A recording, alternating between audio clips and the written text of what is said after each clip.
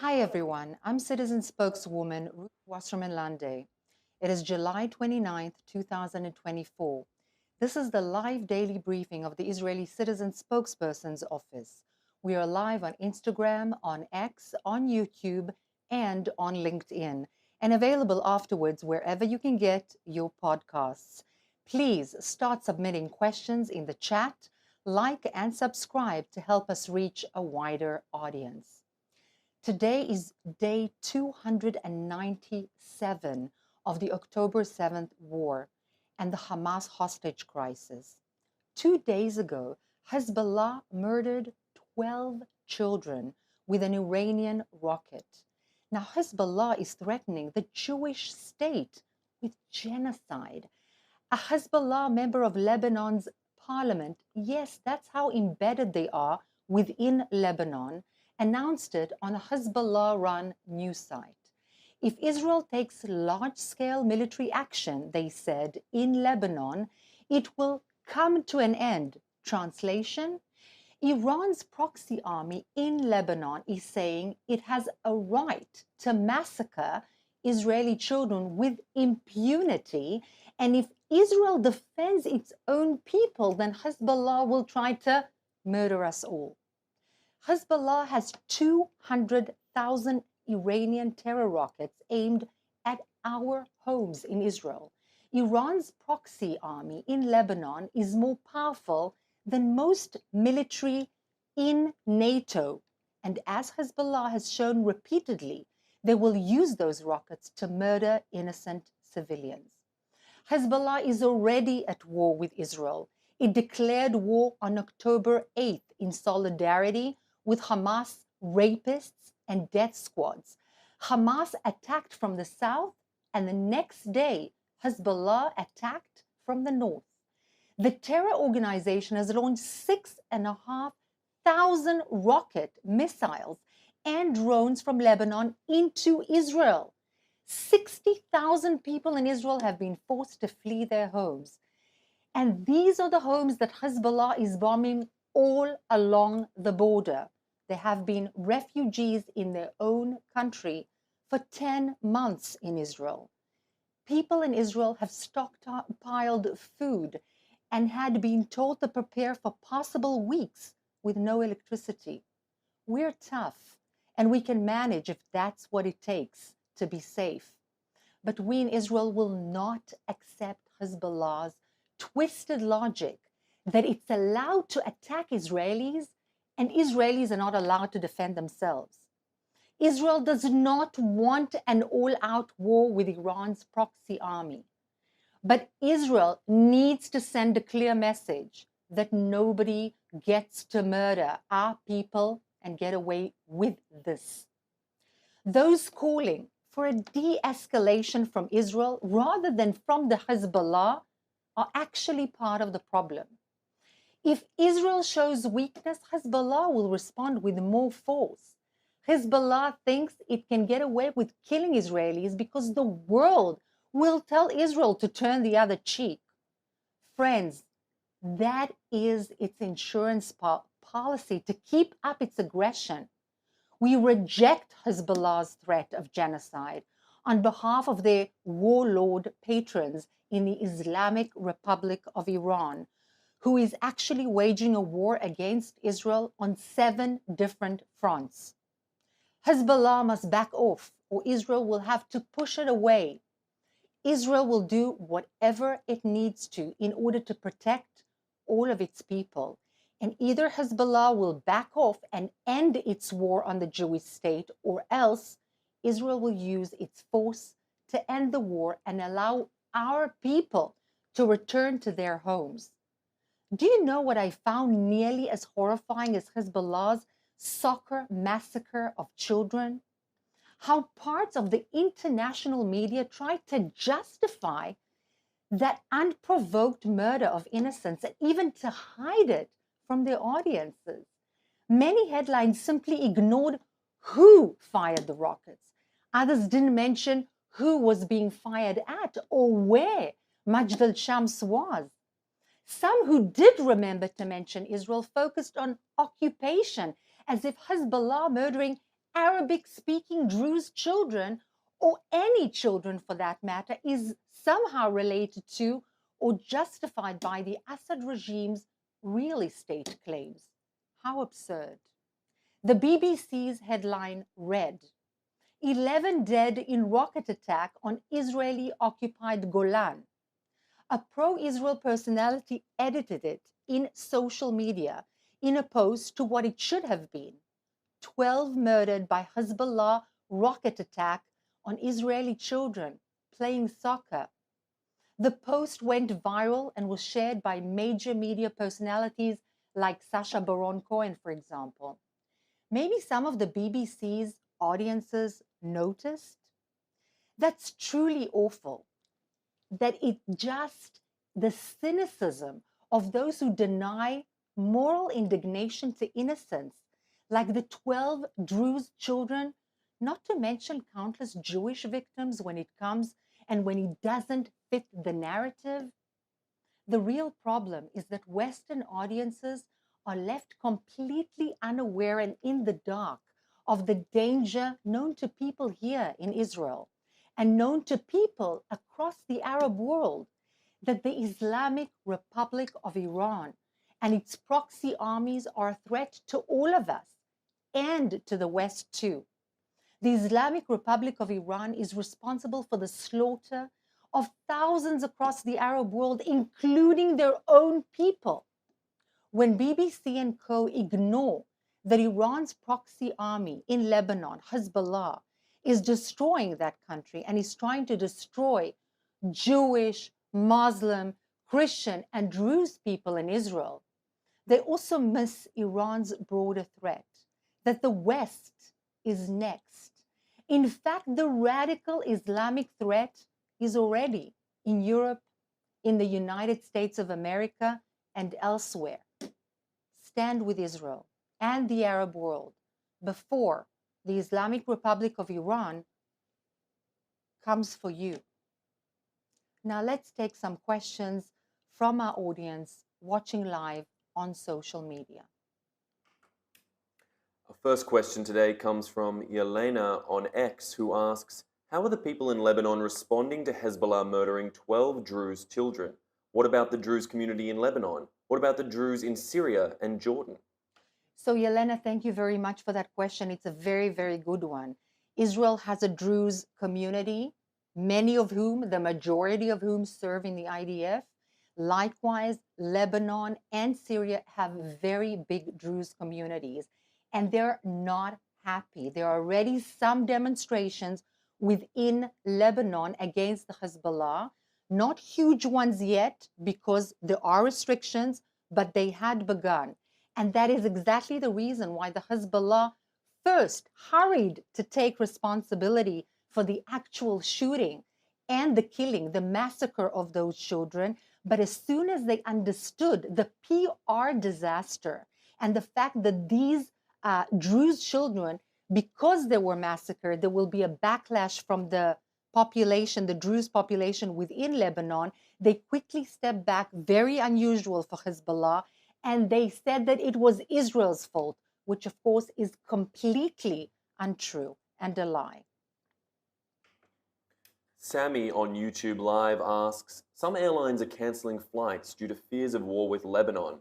Is this causing some panic? Is this necessary in your opinion? So, Sammy, I can ask you a question in return.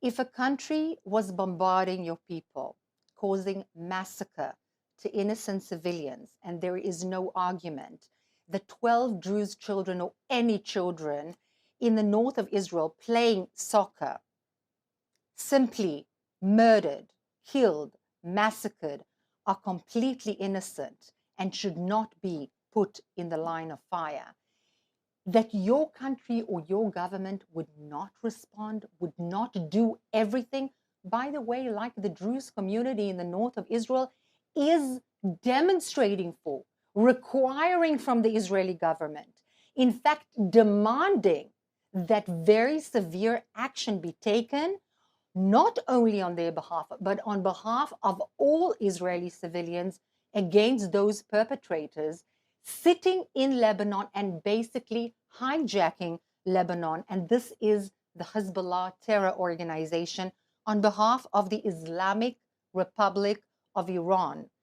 Would you agree to your government sitting back, de-escalating, and not doing anything to protect you and your family? It just doesn't make any sense. Next question comes from Naomi on Instagram, who asks, how does Israel see an end to all of this? It's not realistic to disarm all of Iran's proxy armies. We need other countries to help, but who will? Wow, that's an excellent question. And this is exactly the issue. The world needs to wake up to the real threat. And the threat is radical Islam, not all Islam. Radicalism in Islam from the Shiite, Iranian-led camp and the Muslim Brotherhood, Sunni radical Islam by Erdogan's Turkey, by Qatar, and by other factors. Radical Islam, the dream thereof is to establish a radical Islamic caliphate. The Shiite want it to be Shiite, the Sunnis want it to be Sunni. But in actual fact, what they want is world domination, not the domination of the region, not the domination only of whether it's Iran, Sunni Arab countries, or vice versa, but the entire world. And they say it openly in Arabic often, or in Farsi. They speak about domination in Europe. They speak openly about occupying and taking over Rome, Jerusalem and Rome particularly. They speak about coming in and infiltrating, and they do that. Campuses in the United States of America, universities, schools, think tanks, and so on and so forth. There are cells, either by Hezbollah or Muslim Brotherhood, already in place in the West. This is part of a bigger plan. And the way that it will come to an end is an understanding, an education of the masses, of the publics, to really and truly understand what is at play. It's not about Israel. It's not about Gaza. It's not about Lebanon. It's not about Jewish people. It's about the wish and the striving of radical Islam to take over the world and establish a worldwide Islamic radical caliphate. And by the way, Arab countries understand that pretty well. For example, the United Arab Emirates or Saudi Arabia. Anybody who is radical there and raises their heads is thrown into jail or thrown out of the country without any questions asked, because they understand the inherent threat therein. Next question comes from Talia on Instagram, who asks, the Washington Post used a picture of the Druze children that were killed with the headline, Israel attacks Lebanon. How can we combat this? Unbelievable. It's just unbelievable, unbelievable, and once more, unbelievable.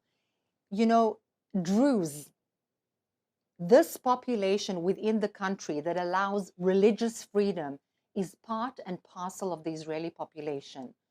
We are nothing less, the Jews and the Druze and other citizens of the state of Israel, brothers and sisters. We are part of the same family. Israel did not attack Lebanon. On October 6th, there was no war, either with Lebanon or with the Gaza Strip. In fact, when on October 7th, Israeli civilians were heinously attacked, raped, murdered, massacred in the south of Israel, a few hours later, you had Hezbollah throwing rockets, firing at Israel's north. That is why 60,000 Israeli civilians from the north of the country are basically displaced in order to keep them safe, because that's what the country does. It tries to keep its civilians safe. And this is absolute insanity that a headline would even innuendo, would even hint that it was Israeli prerogative to attack Lebanon and attack Hezbollah, and that was the retaliation. It is not only angering, but it is disrespect to the audience that reads the newspaper and that actually takes in the news and this disinformation from that media outlet. It is absolutely irresponsible. Next question comes from Max from LinkedIn, who asks, what's up with Turkey? Has Erdogan lost his mind, or is there a, quote, method to his madness? So that's brilliant, because he has not lost his mind. His mind has been made up since day one. We just do not listen. We don't want to understand. All of us in the West, normative, more or less, people that are incapable of actually understanding the width and the length of the evil of radical Islam. And that's what he is, radical Islamist belonging to the Muslim Brotherhood. In fact, he is personally a disciple of the Muslim Brotherhood, an organization which is illegal. It's outlawed in Egypt, in Jordan, in the United Arab Emirates, in Saudi Arabia. It is outlawed. Why? Because it's radical, it's threatening, it is against stability. So he has not lost his mind. He is in the same mind frame since the beginning. Sometimes he appears to be more or less normal because of internal economic reasons. And that's why he tried to enter the European Union. He tried to come closer to Israel at certain points when his economic situation was not so great. But he is what he is, and he is what he was all the time, belonging to the Muslim Brotherhood. That was, that is, and it will continue. This ideology is embedded deeply, and to actually warn and threaten a sovereign country with war, casus belli, just like that, he should be thrown out immediately from NATO, because that is a threat to world stability, nothing less. And our last question today, a mix of a few questions from our audience members, effectively asking, for those in the diaspora community and around the world, what can we do to help combat the terrible headlines and false reporting that we've seen come out in the last few days? A lot of stuff. Write op-eds, call your Congress people, call your representatives all day long, write letters to the media. So not all of them will be accepted, but some of them will. Call people of influence. You have friends.